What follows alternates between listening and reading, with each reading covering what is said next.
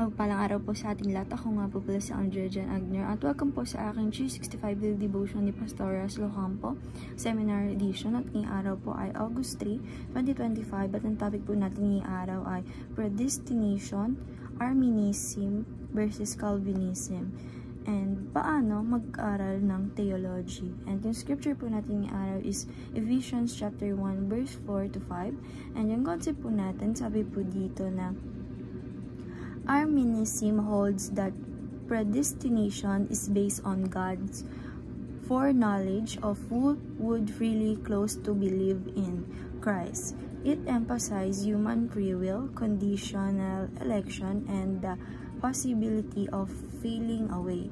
Calvinism, on the other hand, teaches that predestination is God's sovereign and unconditional choice of certain individual for salvation based solely on His will and grace, not on any foreseen fate or human merit. It includes both election and reprobation, highlighting God's justice and mercy. While both affirm God's foreknowledge, they differ on how divine, sovereign, and human responsibility interact. And yung scripture po natin, sabi po sa Ephesians chapter 1 verse 45, verse 4 to 5, For He chose us in Him before the creation of world to be holy and blameless in His sight. In love, He predestined us for adoption to sonship through Jesus Christ in accordance with His pleasure and will.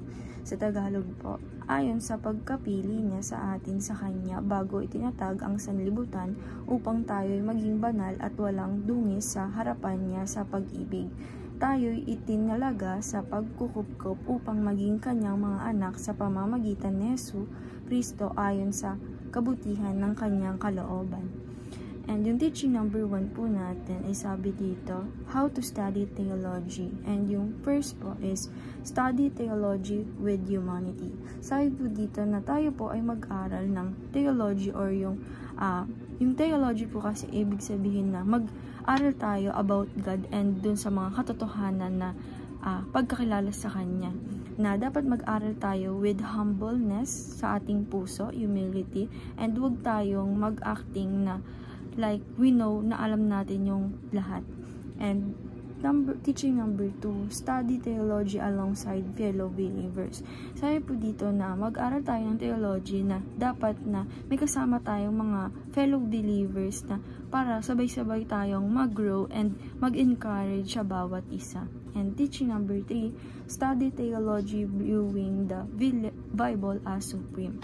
Sabi po dito na pag tayo po ay mag-aaral ng theology, dapat po binubview natin na yung Bible is our final authority. Bible is a supreme and siya yung our final authority sa lahat ng bagay. And application number 1, protect the church from false gospel.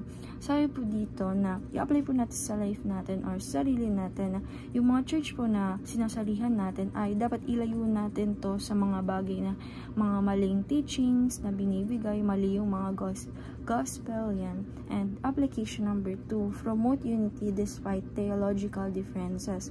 Sabi po dito na apply po natin sa life natin na kahit po na magkakaiba yung mga paniniwala natin, dapat pinopromote pa rin natin na tayo ay magkakaisa sa pagtingin ng ating Panginoong Diyos kahit magkakaiba yung mga paniniwala natin. And application number 3, prioritize love, respect, and edification. Sabi po dito na i-apply po natin sa life natin na lagi po natin i-prioritize sa sarili natin or unahin natin na magmahal tayo ng bawat isa at magbigay tayo ng respect sa bawat isa kahit po hindi tayo magkakaparehas ng mga paniniwala, and mag-build tayo ng ating lahat tayo is i-build natin yung sarili natin na up or papunta sa ating Panginoong Diyos. And then lang po ngayong araw. Maraming salamat. God bless.